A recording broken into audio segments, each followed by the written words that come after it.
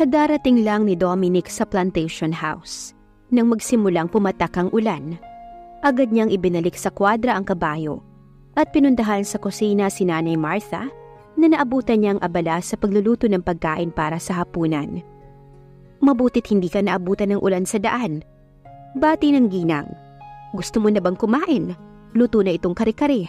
Ipaghahanda na kita ng hapunan." "Maya-maya na, Nanay Martha. Magpapahinga na muna ako." "Sige, ikaw ang bahala." Pagkagaling sa kusina ay nagtuloy si Dominic sa itaas. Ngunit bago magtungo sa sariling kwarto, ay naisipan niyang dumaan sa kwarto ni Andre. Dinampot niya ang silver frame na kinapapalooban ng larawan ni Don Bernard, ni Andre at ni Doña Edna. Isang larawan ng kumpletong pamilyang kailanman ay hindi siya nagkaroon.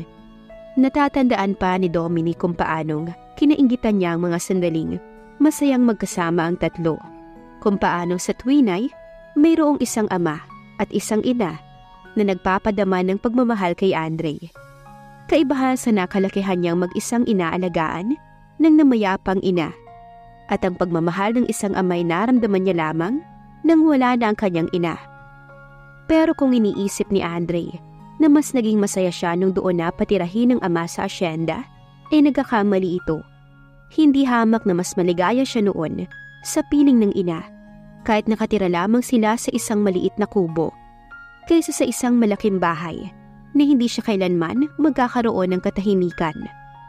Paano nga ba siya magiging masaya, gayong walang sandaling hindi isinisigaw ni Edna sa mukha niya ang kanyang pagiging anak sa labas, at ang hindi niya matanggap na paulit-ulit nitong panlalait sa pagkatao ng namayapa niyang ina.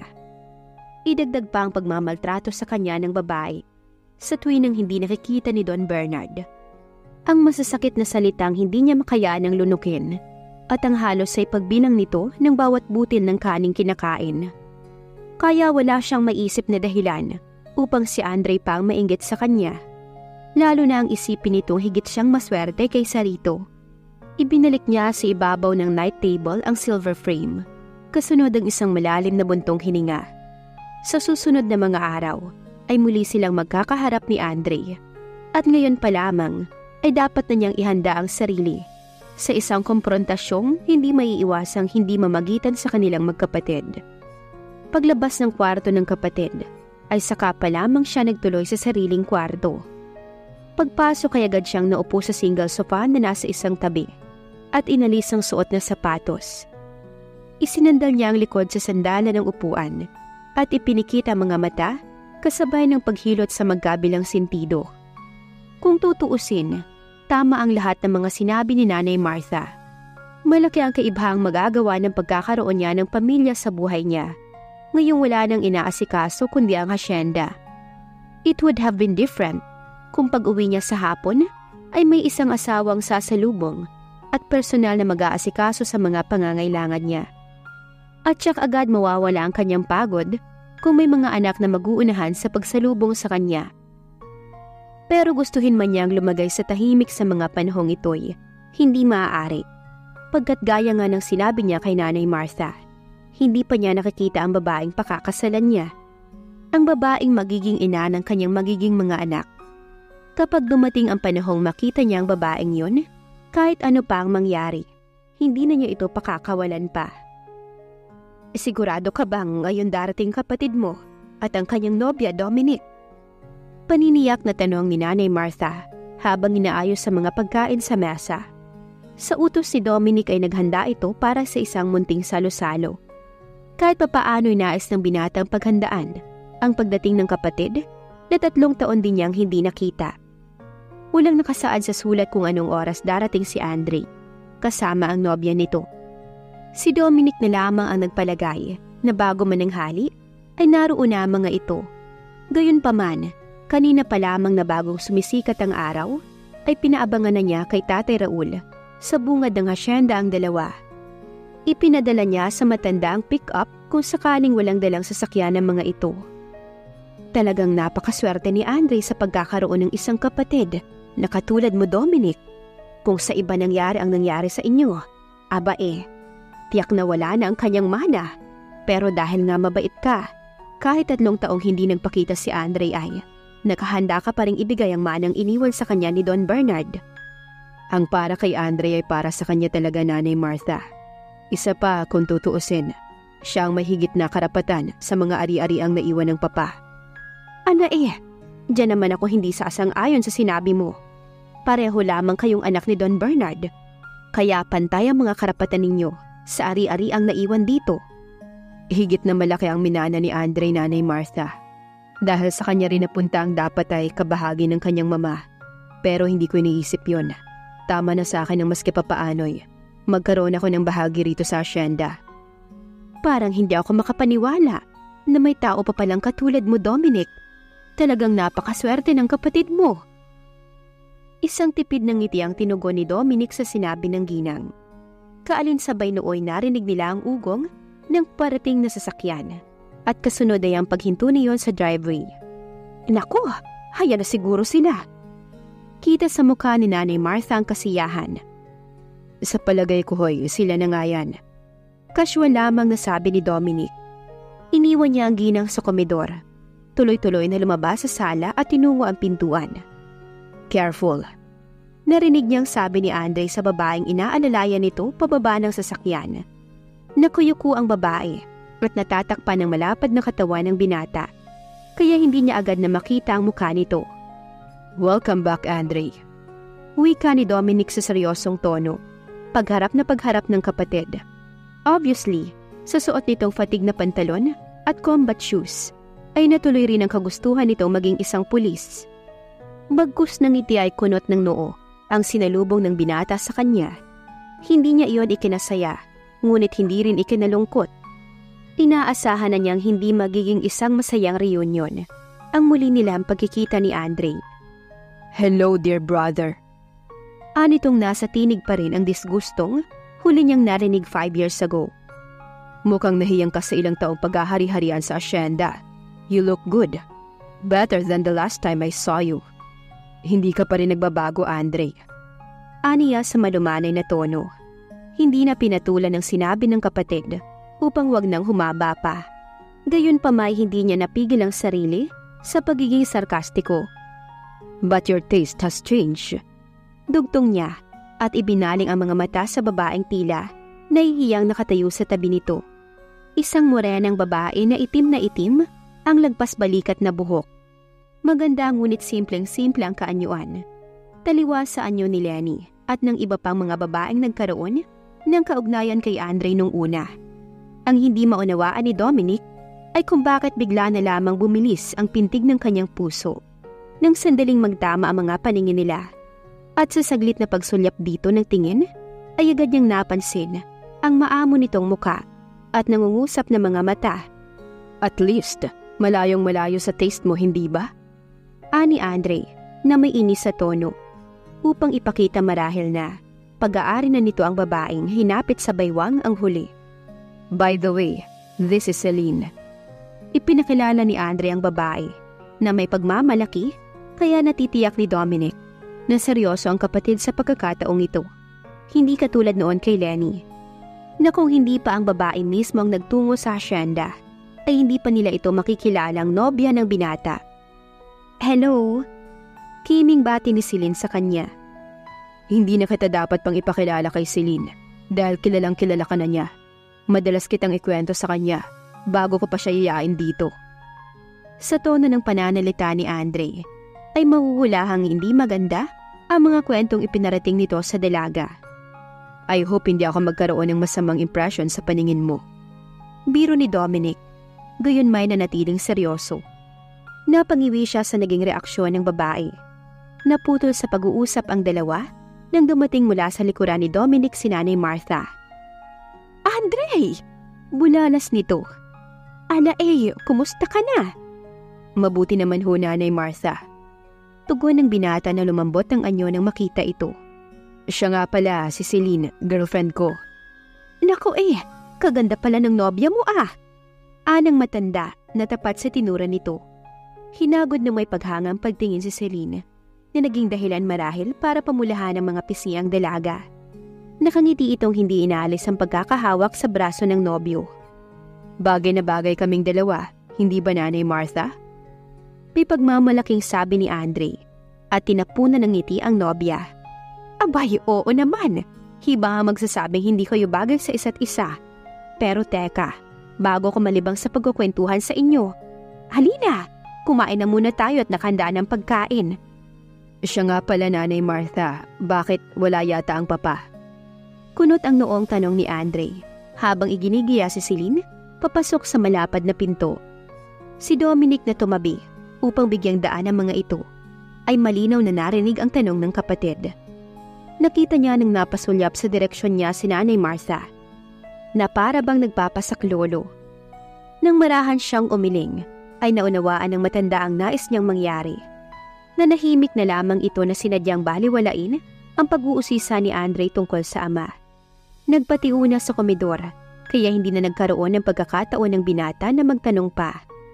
Sa harap ng hapag ay muling hinanap ni Andre si Don Bernard. Sa pagkakataong ito, ipinagtapat na ni Dominic na wala na ang kanyang ama. What exactly do you mean by that? Madilim ang anyong tanong ni Andre. Wala na si papa. Namatay siya. 1 buwan makaraang umalis ka. Puno ng pait na pahayag ni Dominic. Tiim ang mga bagang na nakuyom ni Andre ang kamay. Pagkatapos ay pinukol ng matalim na sulyap ang kapatid. Nawala ang papa na hindi mo man lang pinaalam sa akin. Ani mo kulog na dumagundong ang galit na tinig nito. Anong ikinamatay niya? Natagpuan ko sa kanyang kwarto ang papa, isang umaga na hindi na humihinga. Hindi ako naniniwala. Anong malay ko kung may ginawa ka para mawala siya, para sa gayon ay makuha mo ang kayamanan ng mga bertosyo. Hindi ko magagawang saktan ng sarili kong ama, Andre, at wala akong interes sa kayamanang sinasabi mo. Maigting ang tinig na sagot ni Dominic sa akusasyon ng kapatid. Sinong lolokohin mo? Kung wala kang interes sa kayamanan, bakit hinilihim mo sa akin ang nangyari sa papa? Napipila ng mag-asawang Martha at Raul sa pagtatagisan ng magkapatid. Bakas naman sa mukha ni Celine ang pagkaalarma sa maaring gawin ng nobyo. Samantalang si Dominic ay kampante lamang sa kinauupuan nito. Bagaman ang mga matay halos maglabas na ng apoy. Hinanap kita para ipaalam sa iyo ang pagkawala ng Papa Andre. Pero ni isa man sa mga kaibigan mo'y walang makapagsabi kung nasaan ka. Ano gusto mong gawin? Pabayaan si Papa sa kwarto niya? Sa mapanganib na tono'y sabi ni Dominic. Ngunit mahahalatang tinitimpi pa rin ng binata ang galit na sa loob ng 3 taon ay kinikimkim sa puso niya. Kaya naman nang mawala ang ama, kahit batid niya ang kinaroroonan nito hindi niya pinuntahan ang lalaki. Iyon ang tanging paraan upang kahit minsan ay mabigyan niya ng leksyon si Andre at makaganti sa lahat ng sama ng loob na dinulot nito sa kanilang ama. Ano ba, Dominic? Maraming pera ang papa na maaari mong gamitin para hanapin ako. Pero hindi mo ginawa. Dahil ang totoo, ayaw mong magbalik ako sa asyenda para masolo mo ang mana, hindi ba? You don't know what you're talking about, Andre. Ni minsan, hindi ko hinangad na solohin ang manang sinasabi mo. Madilim ang anyong sagot ni Dominic. Really? Ano ang maaari kong asahan sa isang anak sa iba na katulad mo? Andre, igalang mo naman ang kapatid mo. Hindi nakatiis na wika ni Tatay Raul. Pawang kabulaanan ang sinasabi mo tungkol sa kanya. Mula kay Dominic ay lumipat sa matandang lalaki ang matalim na sulyap ni Andre. Huwag kayong makialam dito, Tatay Raul, at huwag ninyong kakampihan ng lalaking yan. Hindi sa kinakampihan ko si Dominic, Andre, pero dapat mong malaman na totoo ang kanyang mga sinabi. Hindi magagawang saktan ni Dominic ang papa ninyo, ni ang pag-isipan nito ng masama. At alam namin kung paanong pinilit kang hanapin ng kapatid mo. Mabait na tao si Dominic, Andre, at ang tinatawag mong anak sa labas, ang gumaganap sa mga tungkuling dapat ay ginagampanan mo. Raul, tama na. Sabat ni Nanay Martha at humihingi ng paumanhing sinulyapan ng magkapatid bago muling binalingan ng asawa. Hayaan mong mag-usap sina Andre at Dominic. Sila lamang ang maaaring makaresolba ng hindi pagkakaunawang namamagitan sa kanila. Matapos humingi ng paumanhin sa ginawang pakikialam, ay nagpaalam na ito at hindi na tinapos ang pagkain. Halatang masama ang loob ni Tatay Raul sa mga binibintang ni Andre kay Dominic. At gayon may hindi masisisi ni Nanay Martha ang asawa. Pagkat maging ito ay nakita kung paano pinagmalasakitan ni Dominic ang asyenda at ang iba pang ari-ari ang naiwan ni Don Bernard. Makaraan ng ilang sandali tinapos na rin ni Nanay Martha ang pagkain at nagpaalam. Anang matanda ay busog na ito at tawagin na lamang nila kung may kailangan pa. Namaya na ang nakabibinging katahimikan nang ang tatlo na lamang ang naiwan sa harap ng hapag. Pagkaraan ng mahabang sandali, binasag ni Celine ang katahimikan upang mawala na rin ang tensyong nakalutang sa ere. I think this is not the right time to have an argument. Nasa harap tayo ng pagkain. Kung pwede sana igalang naman ninyo ang grasya ng taas. Anang dalaga na nakatuon kay Andre ang mga mata at upang bigyan ng diin ang sinabi ginagap ang braso ng nobyo. Sapat na iyon upang sandaling maglubag ang loob ni Andre at pagbigyan ng kahilingan ng dalaga. Ngunit katulad ni Dominic ay nawala na rin ito ng ganang kumain. At matapos pukulin ng masamang tingin ng kapatid, ay walang paalam na tumayo at tinalikuran ng dalawa. Nang wala na ang nobyo at naiwan si Celine sa harap ng hapag kasama si Dominic, ay hindi malaman ng dalaga kung paano pakikitunguhan ng lalaki. Nakakailang ang presensya nito at ayaw man niyang aminin. Nang una pa lamang niya itong nakita kanina, ay napakalakas na ng dating nito. Kung totoo ang sinabi ni Andre na naikwento na niya ang lahat sa iyo tungkol sa akin, dapat ay handa ka na sa mga tagpong tulad nito bago ka pa man pumayag na sumama sa kanya dito sa asyenda. Ani Dominic na itinuon ang mga mata sa kanya. Walang mababakas na anumang ekspresyon sa mukha ng lalaki at hindi kayang hulaan ni Celine ang nasa isip nito. Mabait na tao si Andre, aniya, kaysa magkomento sa tinura ng lalaki. Hindi niyo lang siya nauunawaan. Inaasahan ko nang kakampihan mo siya. Mahal ko si Andre. Matapat niyang sabi. At yun ang kulang sa inyo, kaya hindi niyo magawang unawain. Huwag mong kwestiyonin ang damdamin ko para sa aking kapatid. Hindi man kami magkasundo sa lahat ng bagay. Ni minsan na may hindi ako nagtanim ng galit sa kanya. I refuse to believe that. Malumanay na pahayag ng dalaga. Batay sa mga kwento ni Andre, ay hindi niya magagawang paniwalaan ang huling tinura ng lalaki. Mapait ang ngiting sumilay sa mga labi ni Dominic. May karapatan kang isipin kung ano ang gusto mong isipin. Anito. At alam ko ring minsay, nagiging bulag sa katotohanan ng isang tao kapag puso ang pinapairal. Hindi nakasagot si Celine sa sinabi ni Dominic. Kahit minsan may hindi siya naging bulag sa mga pagkakataong puso ang ginamit niya at hindi ang mga mata. Excuse me pero nawala na rin ako ng gana. Aniya, at matapos pukulin ng saglit na sulyap si Dominic ay tumayo na. Mabilis ang mga hakbang na iniwan niya ito. Paglabas ng komedor, ay narinig niyang tinawag ng lalaki si Nanay Martha. Hindi nahirapan si Celine na hanapin si Andre. Pagkat paglabas niya sa salay, agad niyang natanaw sa nakabukas na pinto ang binata. Nakatayo itong nakatuon ng mga braso sa pasimano ng balkonahe. Andre! Lumingon ito nang hawakan niya sa balikat at nakita niyang namumula ang mga mata ng nobyo na para bang maiiyak. Sa mukha nito'y mababakas sa magkakahalong damdamin. Noon lamang niya nakita. Napakasama ko bang anak, Celine? Tanong nito na tila bumara sa lalamunan ng sinabi. Ni hindi man lang ako nakahingi ng tawad sa papa. Hindi, Andre. Sa kawala ng masasabi, hinagot na lamang ni Celine ang likod nito. Nauunawaan niya ang nararamdaman ng binata at nakikisimpatya siya rito. I know, hindi ako naging mabuting anak sa paningin niya, Celine. Pero sa kabila ng mga pagkukulang ko'y, minahal ko siya. Do you hear me? Minahal ko ang papa. I know, Andre. At alam ko rin saan man naroon ang papa mo. Sa mga sandaling ito'y napatawad ka na niya. Saan na nga, Celine? Anito at muling itinuon sa malayo ang mga mata.